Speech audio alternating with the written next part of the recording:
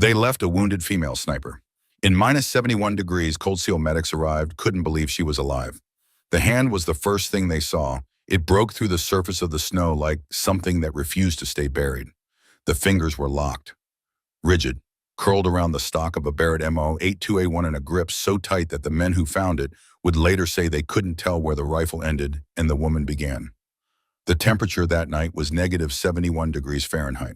At that temperature, exposed skin freezes in under 2 minutes. Engines fail, radios cut out. The human body, which has spent millions of years learning how to survive, almost everything begins the quiet process of giving up. She had been out there for 31 hours. The medic who reached her first pressed 2 fingers to the side of her neck and held his breath. The rest of the team stood in a half circle behind him, their headlamps cutting pale columns through the Arctic dark. Nobody spoke. The wind moved across the Brooks Range the way it always did in January, not in gusts, but in one long, unbroken push, like the land itself was trying to exhale every living thing off its surface. The medic looked up. "She's still gripping it," he said. "How is that even possible?" Nobody had an answer, and that question, that one quiet, disbelieving question spoken into the Alaskan dark, is where the story ends. But it is not where it begins. To understand how Sloan Mercer ended up alone in a snow trench at the top of the world, still holding on, still breathing, you have to go back 10 days.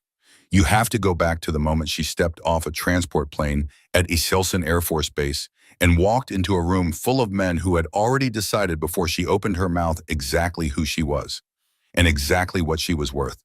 Iselson Air Force Base sits about 26 miles southeast of Fairbanks, Alaska. In January, the base exists in a kind of permanent twilight. The sun rises late and sets early, and spends the hours in between hovering just above the horizon like it cannot quite commit to being there. The cold is not dramatic. It does not announce itself.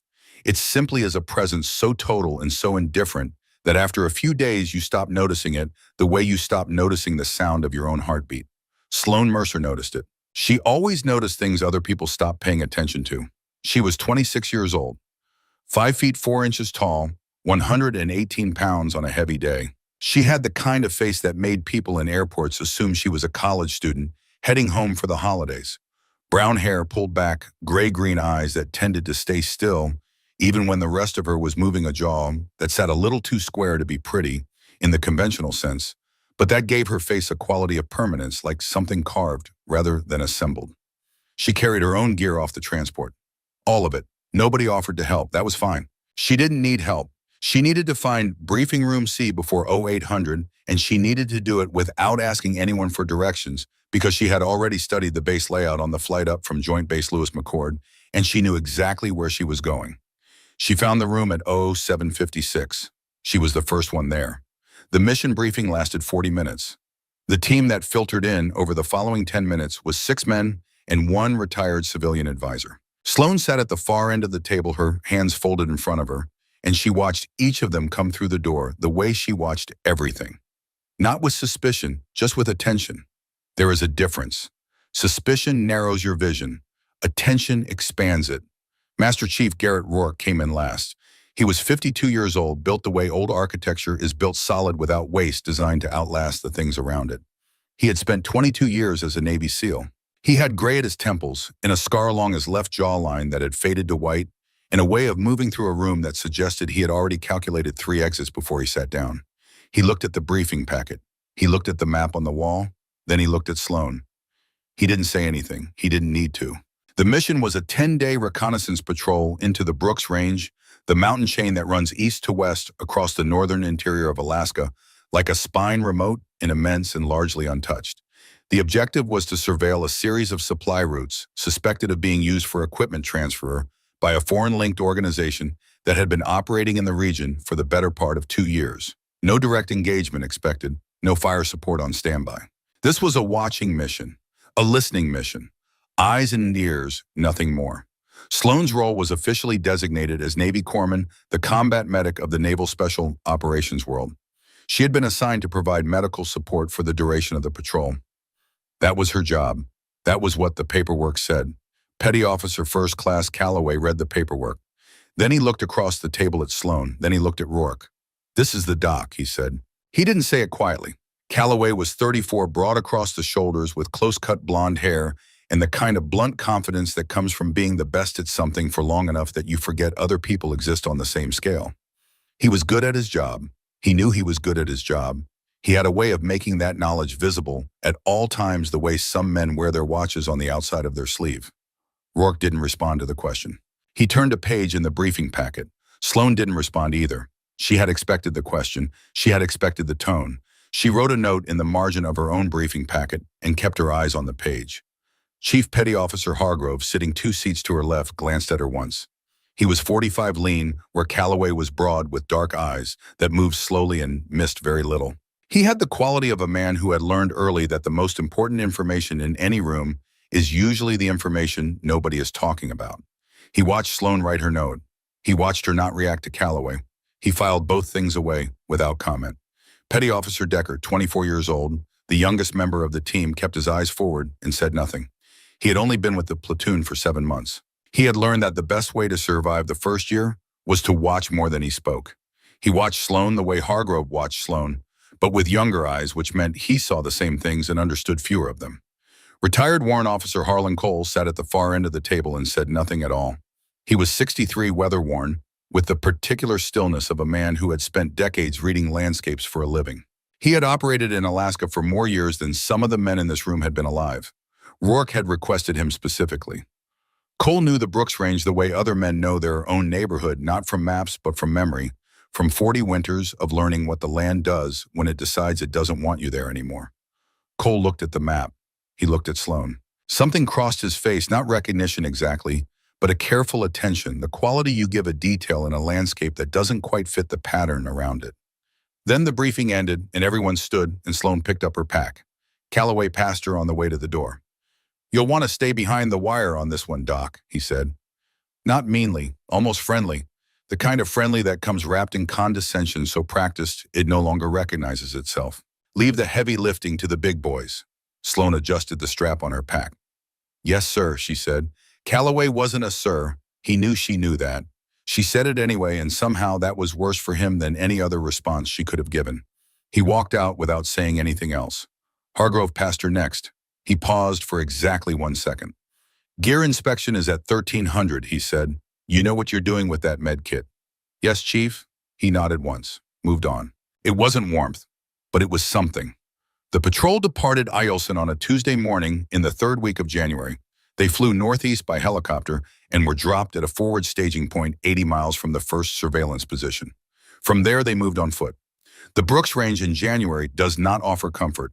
It offers honesty. Every piece of equipment that isn't properly maintained shows its failure within hours. Every gap in physical conditioning announces itself on the first real climb. Every mistake in cold weather layering becomes apparent before the first night is over. The land has no patience for approximation. It requires precision, and it requires it without negotiation. Sloane spent the first 3 hours closing the distance between training and the actual thing, adjusting her pace to the terrain, reading the way the wind came off the ridgelines, watching the team move and noting who favored their left knee and who checked their compass too often, and who moved through ground cover like they owned it. Rourke moved through it like he owned it. She noted that too. The first day passed without incident. The second day passed the same way. Sloane treated a blister on Decker's left heel at the end of day 2, cleaned it, dressed it properly, told him to change his sock liner in the morning. He thanked her with the mild embarrassment of a young man being taken care of by a woman roughly his own age. She moved on before he could make it awkward. On the evening of day 2, she sat outside the shelter for 20 minutes after the others had gone in. The temperature was -38. She had her balaclava up and her goggles down, and she sat facing north toward the ridge they would cross in the morning. She found the ridgeline. She traced it with her eyes left to right, noting the low point, noting the exposed sections, noting the place where the wind would hit them hardest. She did not think about what she was doing. It was not a conscious act. It was the way her mind moved through a landscape, always measuring, always calculating, always filing the numbers somewhere quiet and interior where they would be waiting when she needed them. Distance lived in the texture of snow at range, in the compression of detail while at altitude, in the geometry of shadow at low angles. She had been reading terrain this way since she was 10 years old, and the knowledge had long since passed below the level of thought into something closer to reflex. Cole, sitting with his back against a snow anchor 15 feet away, watched her watch the ridge. He didn't say anything. He just watched. Day 3 changed things. It didn't change them loudly. The moments that actually matter tend to arrive without announcement. The team was 3 hours into the morning's movement when Sloane noticed Calloway. He was behind her by 20 feet, and something was wrong with the way he was moving. Not dramatically wrong, not stumbling or falling behind, but wrong in the way a well-calibrated instrument begins to give imprecise readings before it fails entirely. His step selection was slightly off. He was choosing the easier line too consistently. His response time on terrain transitions was a half-second slower than it had been the day before. She let 2 more minutes pass. She watched Calloway navigate a short uphill section and saw him pause at the top, not to observe but to collect himself. The pause lasted less than 2 seconds. Nobody else noticed. She called a brief equipment check. Routine. Everyone accepted it as routine. While the team adjusted gear and drank water, she made her way to Calloway. She did it without appearing to make her way to him. Check Decker's pack first said 3 words about his load distribution, then drifted to Calloway and crouched beside him as if she was checking the ground anchor on her own pack. "How long has the headache been there?" she asked. Quietly, conversational. Calloway looked at her. "What headache?" "The one that's been sitting behind your left eye since approximately 500 this morning." A pause. "I'm fine." "You're not fine. You're at moderate altitude. You've been underhydrating since yesterday afternoon because the water in your secondary bladder froze overnight and you didn't switch to your primary until late, and your body has been compensating for 3 hours. Your judgment is starting to drift. You don't feel it yet. That's how this works." Calloway stared at her with the particular expression of a man who is simultaneously annoyed and unsure whether he is being insulted or helped. These were sometimes the same thing to Calloway. "Drink 16 ounces before we move," she said. Her voice was level, not soft level. "I'm going to give you something for the vasoconstriction. We check again in 40 minutes. He drank. Not because he believed her necessarily. He drank because something in the way she said it left him without an argument that didn't make him sound like an idiot. 40 minutes later, Calloway was moving correctly again. Step selection precise. Response time sharp. The slight drag in his performance that had been building for 3 hours was gone. Rourke had watched the exchange from a distance. He hadn't heard what was said. He had seen what happened, which was that Sloane had identified a problem. Nobody else noticed, handled it without drama, and the problem had resolved. He filed this away in the part of his mind that kept track of things that mattered. That evening, Hargrove found her running through her medical kit inventory, a nightly ritual she performed with the focused efficiency of a pilot running pre-flight checks. "Good catch today," he said. Sloane didn't look up from the kit. "Textbook presentation," she said. "Easy to miss when you're moving." Calloway would have been a real problem by tomorrow morning. Yes. Hargrove stood there for a moment. In the way of certain experienced men, he understood that the quality of a person is often most visible in what they don't do with a moment of validation. Sloane didn't do anything with it. She kept checking her kit.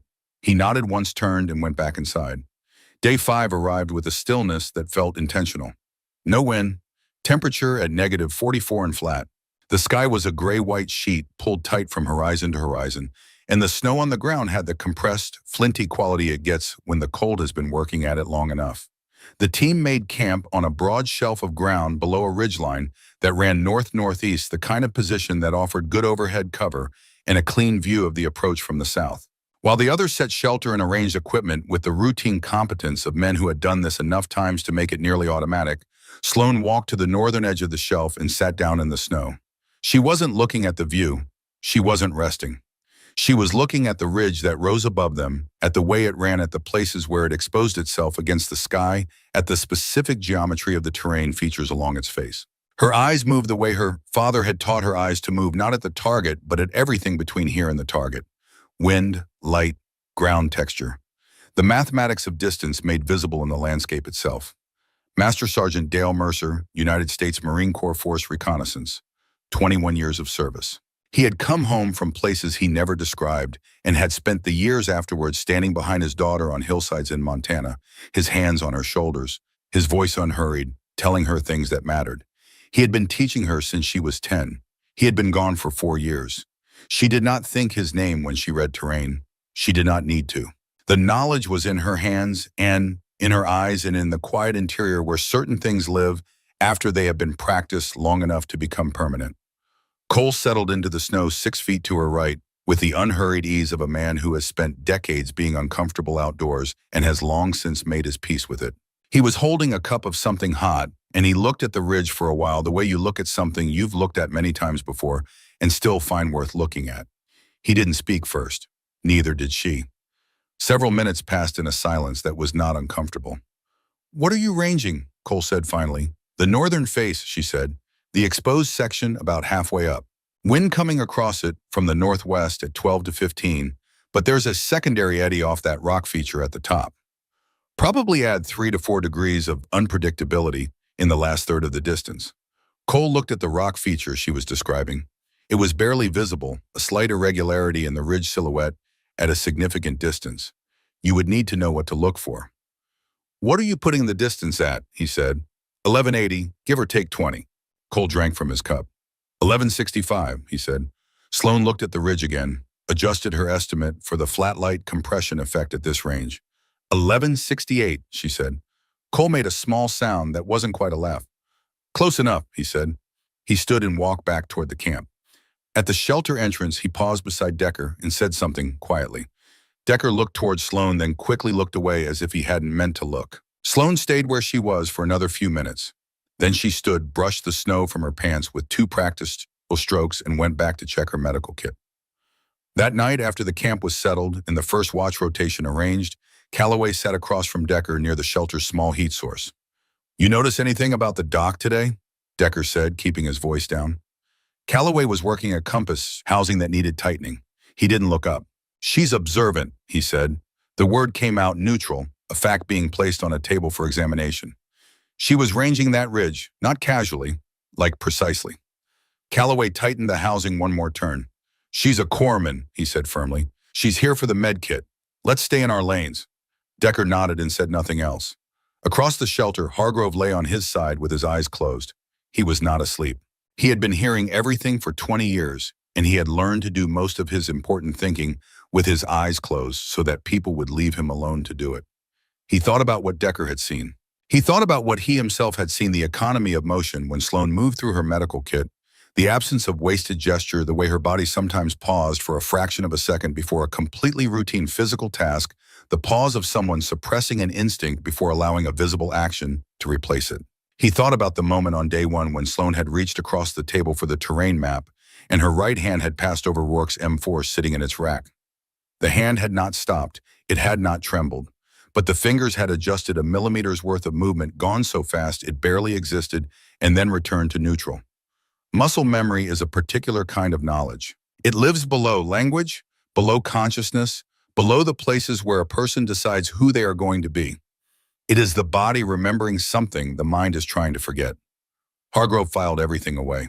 Outside, the wind began again across the Brooks Range, that long, unbroken push, moving through a landscape that had been here since before human beings had the idea of measuring things and would be here long after they gave it up. 5 days of the patrol remained. Neither Calloway nor Decker nor Rourke nor Hargrove knew yet what those 5 days were going to ask of any of them. Neither did Sloan. She was lying on her side in the dark, her hand near, but not touching her medical kit, her breathing slow and measured. Her eyes were open. She was looking at the wall of the shelter, and she was thinking about a ridge in the Brooks Range and the way the wind would come off it in certain conditions, and what a person would need to account for down to the last detail to make a shot from their count. She told herself it was just the way her mind worked. She closed her eyes. She tried to sleep. The 7th day began like the others, cold air pressing down on cold ground. The team moving at first light through a landscape that offered no warmth and no sympathy, no indication that this morning was different from any other morning. The difference was that this morning they were moving towards something not through terrain, but toward a specific point. A supply route the intelligence assessment had flagged as active. A narrow valley passage between 2 ridgelines where the physical geography made avoidance nearly impossible if you were moving equipment in bulk. Rourke wanted eyes on it directly. He wanted fact, not inference. The movement to the observation point took 2 hours. They reached it at 0840 and settled in, and they watched. For 3 hours, nothing happened. This is the part of the work that nobody talks about, the hours of nothing, the compression of time that happens when you are cold and still and waiting for something that may not come. Sloan lay in the snow above the valley, and she waited, and she was patient, and the valley was quiet and white and still. Then it wasn't. The first shot came from the eastern ridge. A single crack, clean and distant, the way a shot sounds when it comes from far enough away that you hear the bullet before you hear the weapon. Decker dropped. Not fell drop, the specific way a body falls when the nervous system receives information it cannot process, and the legs stop receiving instructions. He was down before the echo finished. Sloan covered the 8 feet between her position and Decker in a low scrambling movement that keeps the profile below the sight line, and she put her hands on him and she started working. Left thigh, high. The entry wound was small and dark, and the blood was the wrong color, too bright, too arterial, moving with a pressure that told her everything she needed to know in under 3 seconds.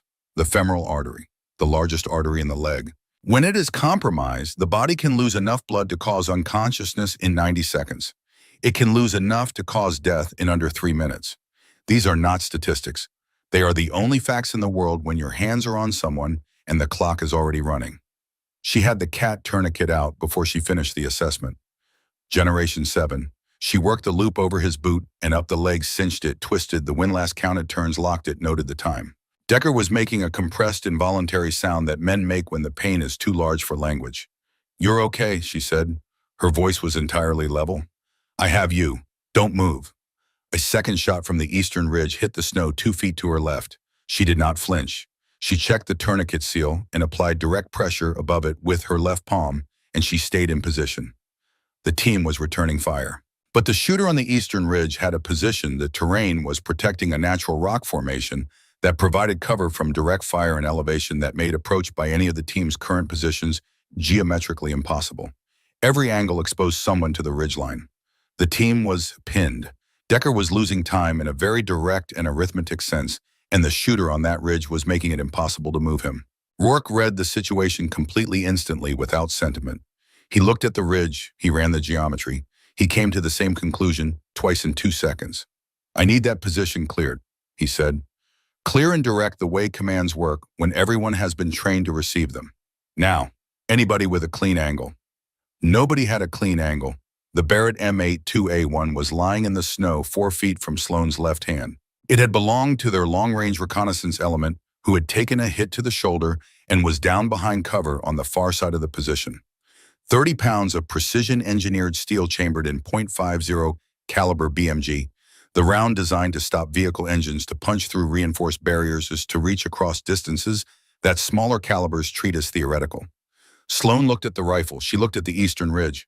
Distance approximately 780 meters. Elevation differential positive 43 meters above her current position. Wind northwest at 9 to 11 miles per hour, with a secondary shift caused by the valley's channeling effect that would push the bullet slightly right to left in the final 200 meters. Temperature negative 47, which meant the powder charge would be operating at reduced efficiency, which meant she needed to compensate for more bullet drop than the scope's default settings would account for. All of this assembled itself in under 4 seconds. She pressed harder on Decker's thigh with her left hand. She looked at him directly. "I need you to hold this." She took his right hand and placed it over the pressure point. "Press here. Don't let go. Can you do that?" Decker's face was white and tight and wet with the effort of containing what he was feeling, but his eyes were focused. He pressed down. "Good," Sloan said. "Don't let go." She reached left and picked up the Barrett. The rifle was cold enough that the metal pulled slightly at the skin of her palm through her glove liner. She adjusted the bipod. She settled the stock into her right shoulder. She aligned her eye with the scope. The world through the scope was a different world. Magnified, clarified, narrowed to what mattered. She found the rock formation. She found the gap. She found the elevated position from which the shots were coming, and she placed the crosshairs and she breathed. 4 counts in. Hold. 8 counts out. Her heart rate was elevated from the movement and the adrenaline of the last 4 minutes. She needed it lower. She needed it below 70 before she broke the shot. She breathed and she let the crosshairs settle, and she waited for the moment between heartbeats when the body is neither expanding nor contracting, when everything is as close to motionless as a living system can be. She found the still point. She broke the shot. The Barrett fired with a recoil that would have dislocated the shoulder of someone who didn't know it was coming. She absorbed it through the whole structure of her body, not fighting it, letting it move through her and out. She worked the bolt. She reacquired the position through the scope. The shot had hit 8 inches right of center. She had overcorrected for the valley wind and undercorrected for velocity loss at this temperature. She knew this before she finished the assessment because she had already done the math again faster this time with the data the first shot had given her. She adjusted. She breathed. She found the still point. She broke the second shot. In the scope, she saw what she needed to see. The position went quiet. Sloan set the Barrett down in the snow. She turned back to Decker. She moved his hand and checked the tourniquet, checked the wound, checked his color, his pupils, his respiratory rate. The bleeding was controlled. The tourniquet was holding. His pulse was fast but present. "Still with me," she said. "Yeah." His voice was thin, but there. "Good." She began preparing the next phase of care. Her hands were steady. The same hands that had just operated a .50 caliber precision rifle across 780 meters of frozen Alaska Valley were now moving through the contents of a medical kit with the same focused economy, the same absence of wasted motion. Behind her, in the sudden quiet that follows the cessation of fire, the team registered what had happened. Calloway said 3 words that were not a sentence and were not a question, and that did not require a response. He said them into the cold air of the valley as if speaking to the landscape itself, because the landscape was the only thing large enough to hold what he was trying to express. Rourke said nothing. He looked at Sloane's back as she worked on Decker. He looked at the Barrett lying in the snow beside her. He looked at the eastern ridge, which was still and quiet in a way that left no doubt about the permanence of what had just happened there. Then he said, "Move. We need to get Decker to the shelter." They moved fast. The team consolidated, and they made the shelter in 40 minutes, which was faster than the terrain should have allowed because everyone was running on the particular energy the body reserves for the hours immediately following danger. Sloan worked on Decker throughout the movement. At the shelter, she reevaluated the tourniquet, confirmed it was holding arterial pressure, repacked the wound with hemostatic gauze, and established a saline lock for fluid access. She ran a full assessment with the systematic focus of someone for whom this was the only thing happening in the world. When she was satisfied with his stability, she sat back on her heels and peeled off her outer gloves and flexed her hands twice. Then she put the gloves back on and began inventorying what she had used. Rourke crouched beside her. He waited until she had finished the inventory.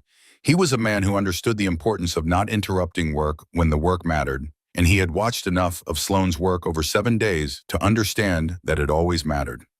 "Where did that come from?" he said. Sloane was writing in her small field notebook. She finished the line she was writing, then she capped her pen. She closed the notebook. She looked at Rourke with the same gray-green eyes. She looked at everything with steady level, giving away exactly what she wanted to give away, and nothing more. "My father," she said. Rourke waited. The silence stretched for a full 10 seconds. Sloane didn't say anything else.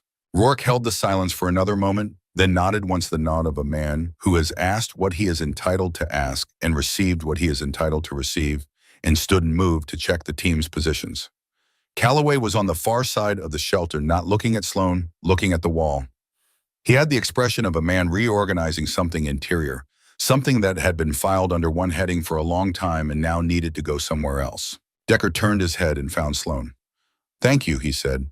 The 2 words were very quiet and very direct, and came from a place that had no room for anything decorative. Sloane was already moving to her kit.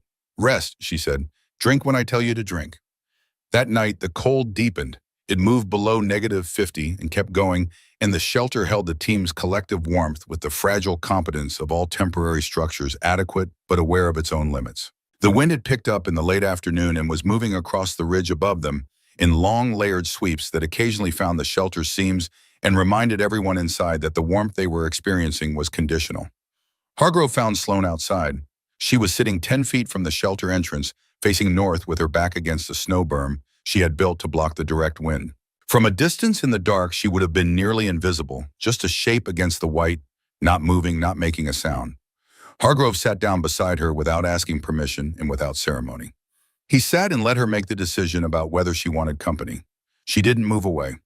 He reached into his inner chest pocket and brought out an envelope, standard white, worn at the corners from being carried a long time in a place close to the body. He held it out.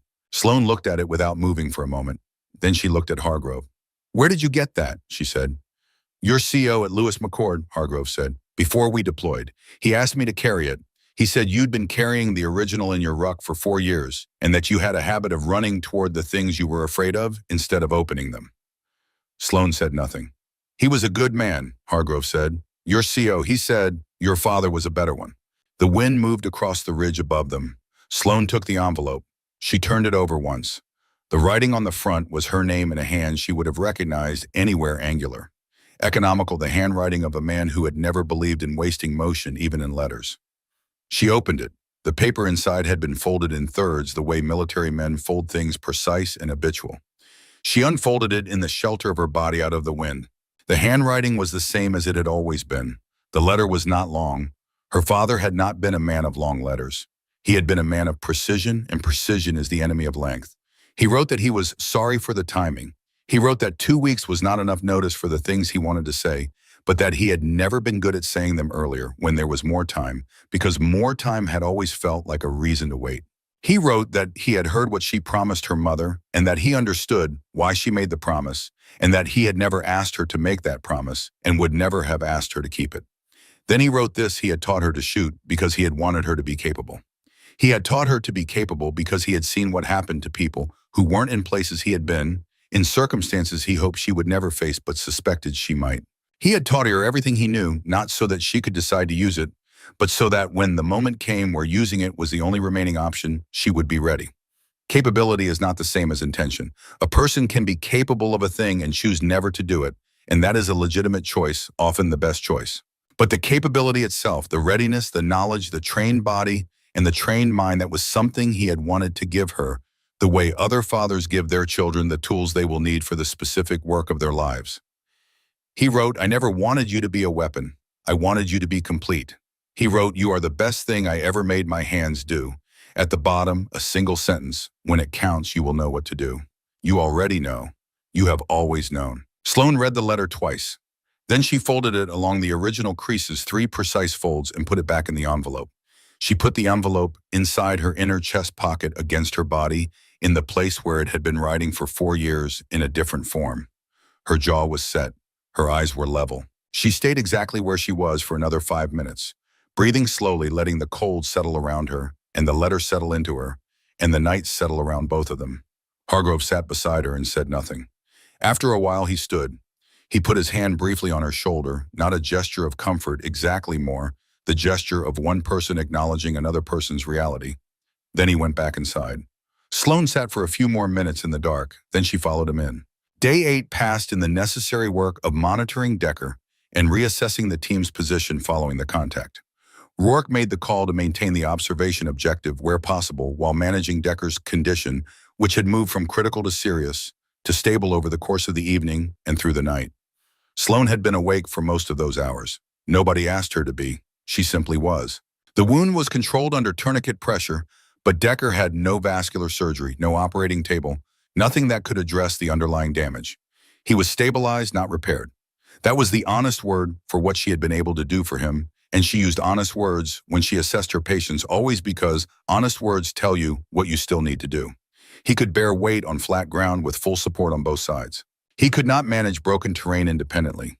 He would need Calloway on his right and someone rotating on his left for the 2-mile movement to the LZ, and the pace would reflect this, and Rourke had already incorporated all of it into his planning without being told, because Rourke incorporated everything into his planning without being told.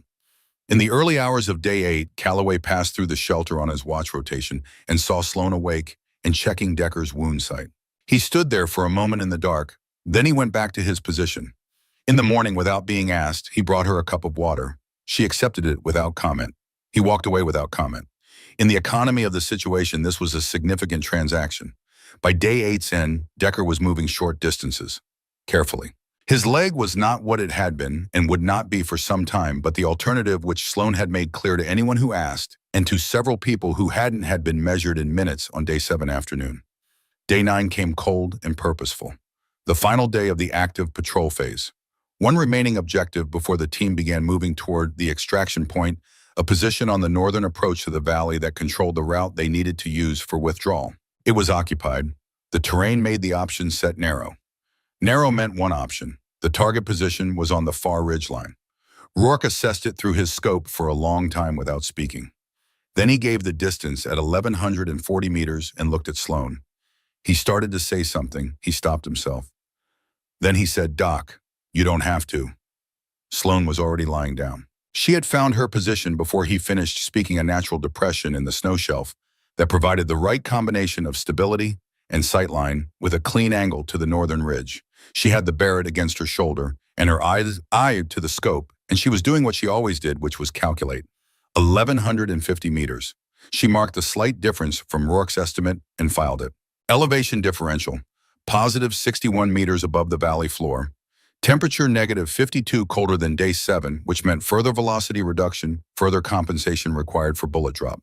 Wind 35 miles per hour from the northwest with the same valley channeling effects she had encountered before, but stronger now because the weather system that had been building for 2 days was beginning to make itself felt. At this distance, the wind would push the bullet more than 15 inches at moderate speed, and more than that at the gust intervals she was already tracking, with her eyes watching the snow surface at the 400-meter mark to read the timing before the gusts reached the target, and her right shoulder. She had not said anything about her shoulder to anyone. A fragment small from the near miss on day 7 had embedded in the outer muscle during the contact. She had cleaned the wound herself that evening and dressed it and said nothing because it was not functionally debilitating and because saying something would have produced a conversation she did not have time for. The shoulder worked. It hurt. These were 2 separate facts, and only the first one mattered for what came next. She settled the stock into her right shoulder. She absorbed the pressure against the wound without reaction. She breathed. Calloway had moved to a position 6 feet behind and to her left. He was watching. Not supervising, watching the way you watch something when you are trying to understand it, when you are revising your understanding of something in real time and want to see it clearly. He had been shooting at distance for 12 years. He understood what he was watching.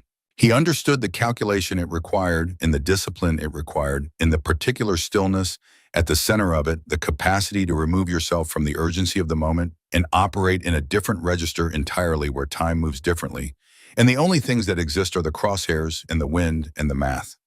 He had never seen anyone do it quite this way. He had thought he was one of the best at it. He watched Sloan Mercer, and he revised this understanding quietly and completely. She waited for the interval between gusts. She found it. She broke the shot. The rifle moved through her. She stayed with the scope.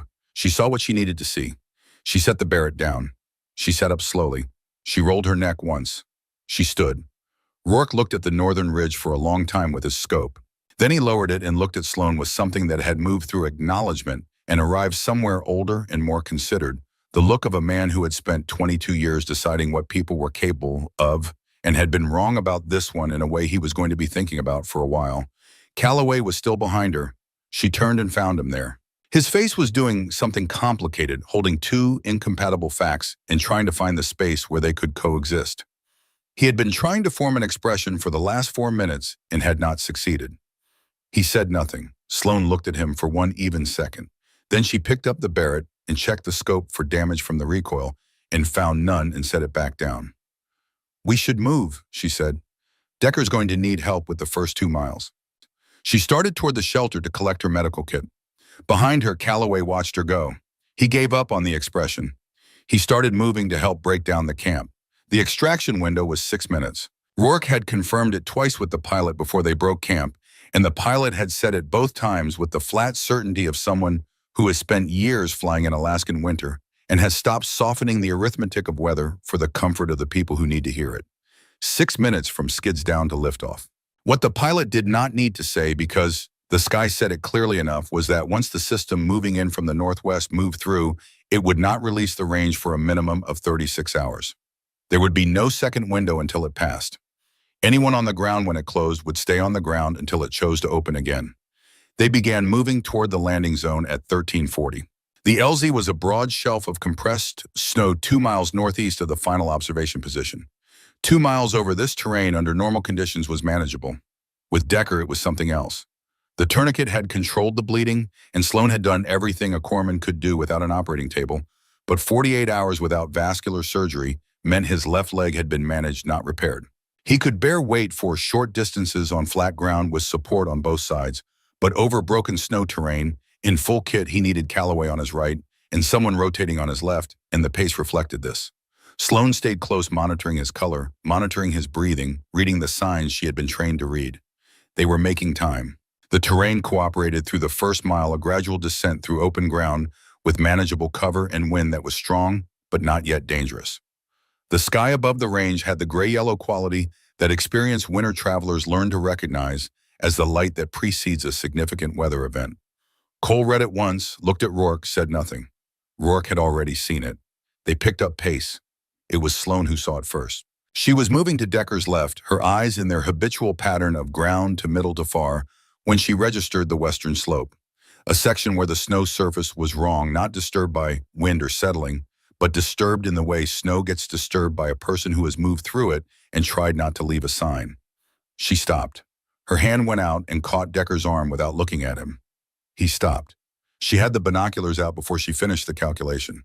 Through them, she found it a shape that was not a rock and not a snow formation. A thermal mass the size and approximate configuration of a human being partially collapsed against the base of a boulder formation at the edge of a natural hollow in the slope. Not moving, she keyed her radio. Rourke, possible civilian contact. Western slope 200 meters bearing 270. A 3-second pause.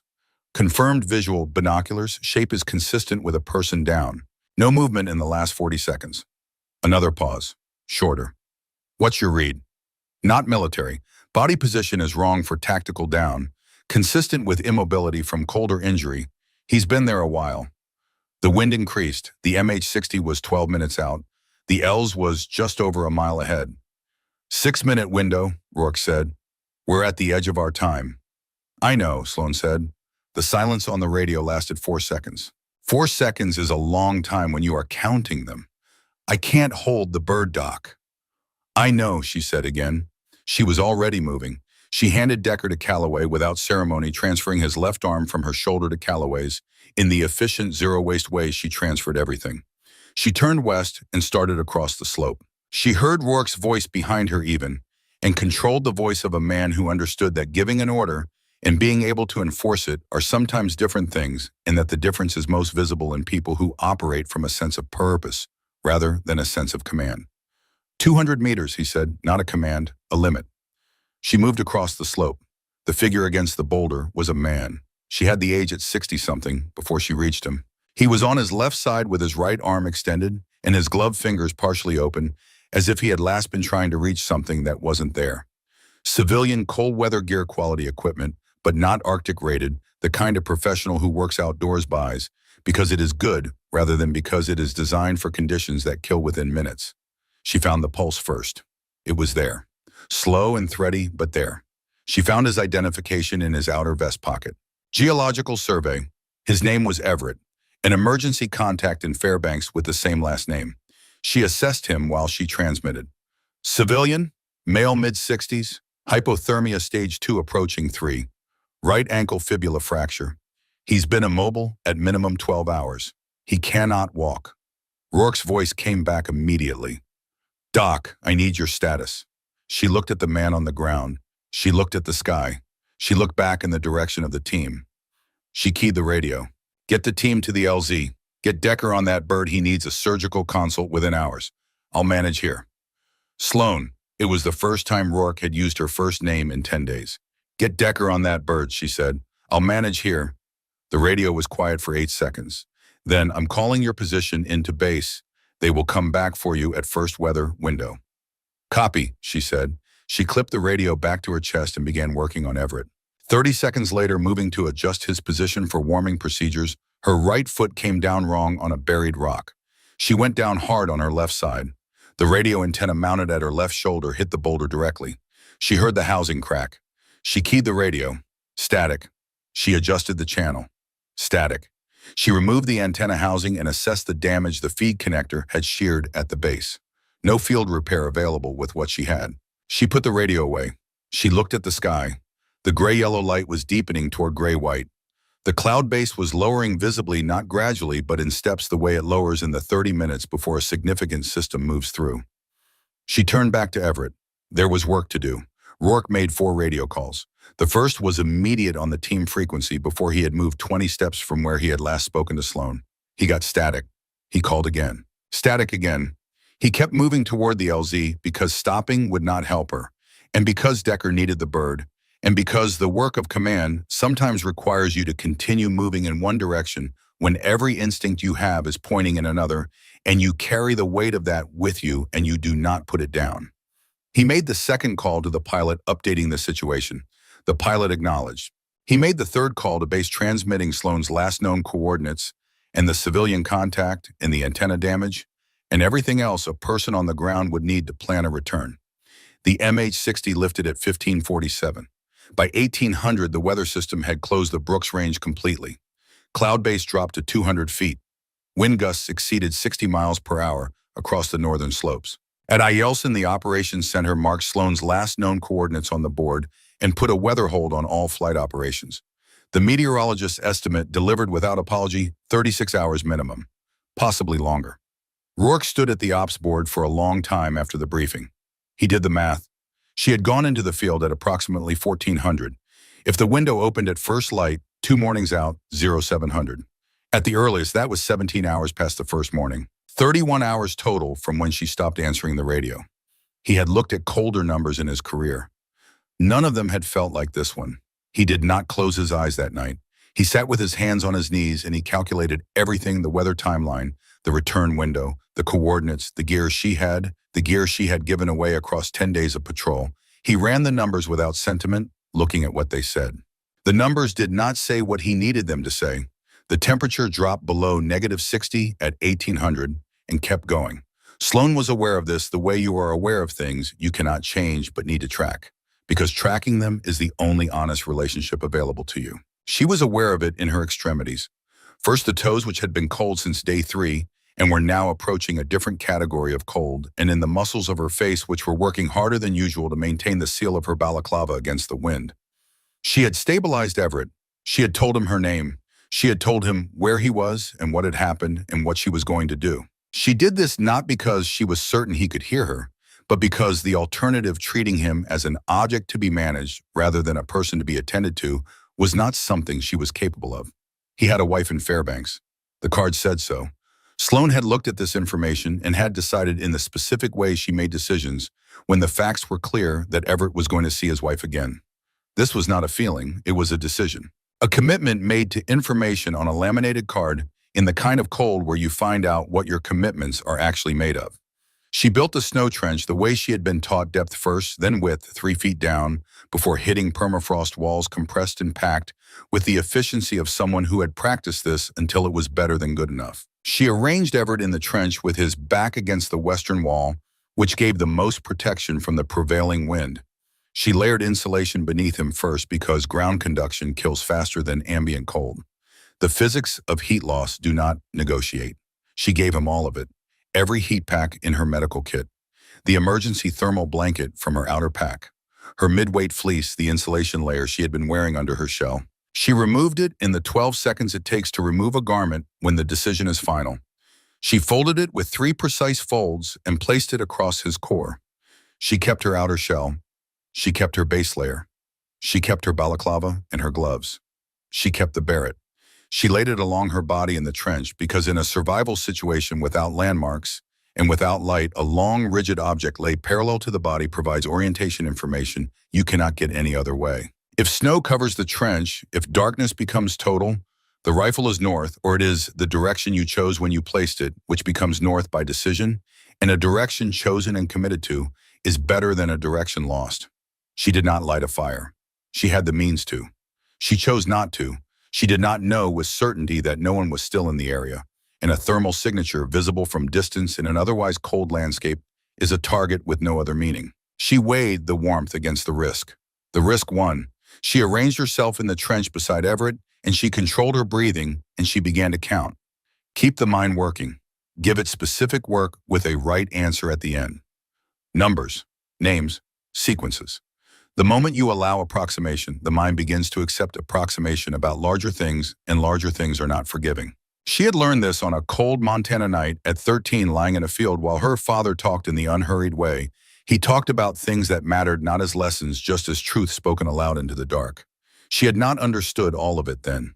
She understood all of it now. She counted her cases, not abstractly, specifically. The name of every patient she had treated in 4 years of service, in the order she had treated them, from the first week of deployment to the most recent contact. She counted their injuries, and she counted her interventions, and she counted the outcomes. She kept the numbers precise because precision was the point. The mind had to work. The work had to be real. She counted 41 names before the first hour was gone. She timed the wind gusts at the lip of the trench by the sound they made against the Barrett's scope, housing a specific tone at specific velocities. She estimated velocity from tone and tracked the pattern and filed it. She estimated the distance the weather system had traveled since 1800 by the change in gust intervals, which narrows as a system consolidates, and she calculated its likely position at 0200 and at 0600 and at 0800. In the 16th hour, her core temperature dropped below the threshold at which the body begins to make its negotiations. She recognized it in the quality of her thinking, not in the loss of thought, but in the slight increase in the effort. Thinking required the way a car feels different when it is running on less fuel. She noted it and gave her mind harder work to do. She thought about the northern ridge, 1,168 meters. She rebuilt the shot from the beginning. The wind, the temperature, the elevation differential, the specific quality of light through the scope. She rebuilt the first shot on day 7, the one that had missed by 8 inches. She thought about what her father would have said. He would have said, "You corrected." He would have said it the way he said things when he was satisfied briefly flatly with the particular economy of a man who had decided that his approval was worth something and therefore would not devalue it with excess. She held his voice in her mind. She kept counting. Beside her, in the accumulated warmth of the heat packs and the thermal blanket and the fleece she had given him, Everett's breathing was regular and even. When she checked him by touch, the temperature and texture of his face, the moisture on his lips, he had stabilized. He was not improving. He was not deteriorating. He was held in place by everything she had given him, and holding was enough. At some point in the hours between 2 and 4 in the morning, when the temperature outside the trench had reached -71 degrees Fahrenheit and was holding there in the flat and indifferent way of extreme cold that has found its level, Sloane's right hand moved along the length of the Barrett and found the grip. She held it the way she held it because it was the thing that was there, the object that was simultaneously the most technical expression of everything her father had given her and the most direct connection to the moment on day 7 when she had picked it up without thinking and done what needed to be done. She held it and she breathed and she counted names in the dark. Outside, the Brooks Range held the cold, the way it always held, the cold absolutely without negotiation, with the complete indifference of a landscape that predates the human capacity for suffering and will outlast it. The night lasted a very long time. The light that reached the trench came in thin and at a low angle. It was the second morning since she had gone in. The weather system had held the range for 30 hours before releasing it, and she estimated by the quality of the light and the temperature she had tracked through the night that it was somewhere between 7:30 and 8:30. 31 hours. She had been counting. She opened her eyes and moved her fingers and her toes in sequence and took stock. Right shoulder significant. The wound had bled again through the hours of cold. Mobility at approximately 60%. Functional. Left hand sensation reduced in the index and middle finger frostbite. Onset early stage manageable with controlled rewarming. Core temperature, she could not measure it precisely, but she was thinking clearly and moving voluntarily, and her heart rate was elevated but present and regular. These were the relevant indicators. Everett was breathing. She checked him by touch and found him stable, cooler than she wanted, warmer than she had feared. She thought the cold that tries to kill you is also the cold that preserves you if you know what to do with it. Her father had told her this. Not about survival, specifically about everything. The things that are hard and also the things that make you. The same force. Different relationship. She worked her hand free of the Barrett's grip. She flexed it 3 times. She began working the feeling back into her left fingers. She heard them before she saw them. Sound travels in interesting ways through snow, sometimes dampened, sometimes channeled, depending on density and depth. The sound that reached her was muffled but rhythmic. Boots in snow. More than one person. Moving with the direction and spacing of people who are searching rather than traveling. She sat up as much as the trench allowed and reached above her head and pushed upward against the snow lid. The lid gave. She pushed harder, and the snow fell away, and the gray-white light of a Brooks Range morning came down into the trench, and she blinked against it, and she looked up. Rourke was looking down at her. He was on one knee in the snow, his weight forward, and he had found the trench the way she would have found it herself, reading the surface compression, the slight irregularity of accumulation over a subsurface space. He had found it the same way she had found Everett's position on the western slope. He looked down at her and his face did something it was not accustomed to doing, a significant rearrangement of features that had been set in a specific configuration for a very long time. He put his hand down into the trench. She took it. Behind him, she could see the team Callaway 2 SEAL medics from the base Hargrove Cole at the perimeter. They had spread in the open area around the trench in the way trained people spread out, covering angles, maintaining awareness. But the quality of their attention was directed inward, toward the trench, toward what Rourke had found. Callaway was standing very still. His arms were at his sides. He was looking at the hand she had extended from the trench at the Barrett, still in it, at the grip of it, 5 fingers locked around the stock, in a hold that had not released through 31 hours of temperatures that make metal brittle and silence permanent. His face was doing the complicated thing again. It had been doing it since the moment the medic who first reached the trench had looked up at the rest of the team and said what he had said. Rourke pulled her up. She came out of the trench in sections, the hand first, then the head and shoulders, then the rest of her cold and stiff and moving with the careful deliberateness of a body that has been doing the most fundamental work of existence for 31 hours and is only now being told that the work is done. She stood in the snow beside the trench. She was still holding the Barrett. Rourke steadied her with one hand at her arm. He said nothing. She looked at the team around her. She looked at Callaway. "Everett needs immediate transport," she said. Her voice was rougher than usual, the rough quality of a voice preserved by cold rather than rested. "Hypothermia stage 2 minimum, right fibula fracture, controlled rewarming, only no rapid heating. Tell whoever receives him." "We have it," Rourke said. "He needs warm fluids, the 35-degree protocol." "Sloan." His voice was quiet. "We have it." She stopped. She looked at him. She allowed herself one full breath of cold air, let it out slowly. "Okay," she said. The medics moved past her to the trench to Everett, and she listened to the sounds of them working, and she allowed herself to not be the person working, and this was the hardest part of the morning. The field hospital at Ahilson was warm in the way of places made warm by direct effort, rather than design the deliberate warmth of heaters and insulation and closed doors, a warmth that felt specific and chosen. After 31 hours in -71, it felt like a physical statement. Sloan was in the bed nearest the window. She had been there for 2 hours. She had cooperated with the medical team with the precise minimal cooperation of a patient who knows exactly what is being done to her and why, which made her efficient and occasionally frustrating. The shoulder had been dressed properly. The left hand had been rewarmed in stages using the correct protocol, which she had confirmed twice, because she found it difficult to be on the receiving end of medical care without verifying that it was being done correctly. The attending physician had noted this in her chart as highly engaged patient. She was looking at the window when Rourke came in. He sat down in the chair at the side of the bed without asking permission and without ceremony. He had been awake for as long as she had been in the trench, plus the flight to the LZ, plus the return mission. He looked at his eyes, had the quality of eyes running on something other than sleep for a long time.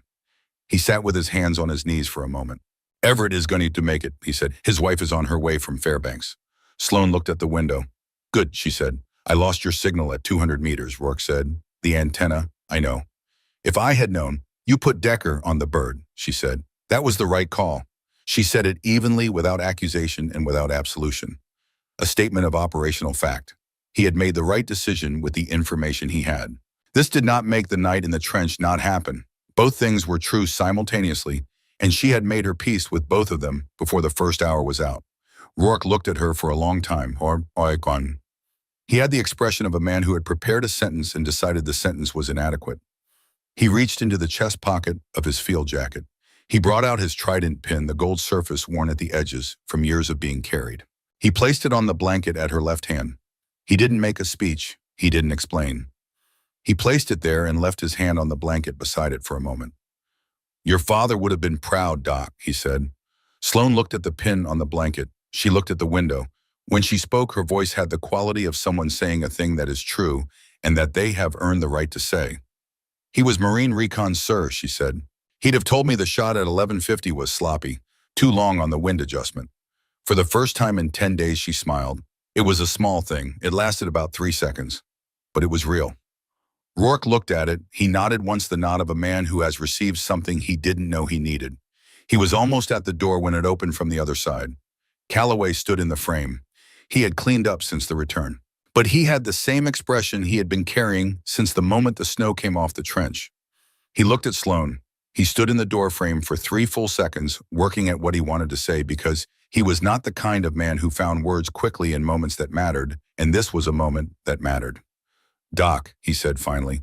"Callaway," she said. He nodded, one nod. the kind that carries weight. She returned it. He stepped back from the door. He didn't come in. He didn't need to. The door closed and Sloan was alone with the warmth of the room and the pin on the blanket and the quiet that follows the end of something that has cost a great deal. She picked up the pin. She held it carefully, not because of its weight, but because of what it represented.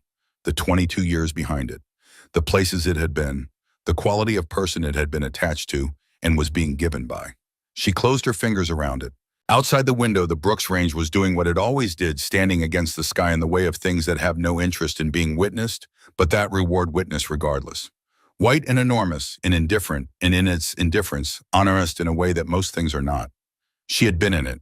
She had been in the deepest part of what it was. She was still here. She closed her eyes. She slept. 6 months later, Camp Lejeune was green in the particular way of the Carolina coast in July. Extravagantly, almost aggressively green. The kind of green that seems designed to provide maximum contrast with the memory of white. Sloan stood at the front of a classroom in a building that smelled of institutional coffee and dry erase markers, and the specific quality of air that circulates through spaces where people are being taught things that matter. 14 students sat in front of her. Cordman, all of them. The youngest was 22, the oldest was 31. They had the look of people who are paying close attention because someone in authority has told them to, but also the look of people who are beginning to suspect that what they are being told might actually be worth paying close attention to. She had gained 8 pounds back. The shadow under her eyes had faded to almost nothing. Her right shoulder moved at 92%, which the surgeon considered an excellent outcome and which she was treating as a working baseline rather than a ceiling. She had been on the phone 3 times with Everett, who had returned to fieldwork in the fall.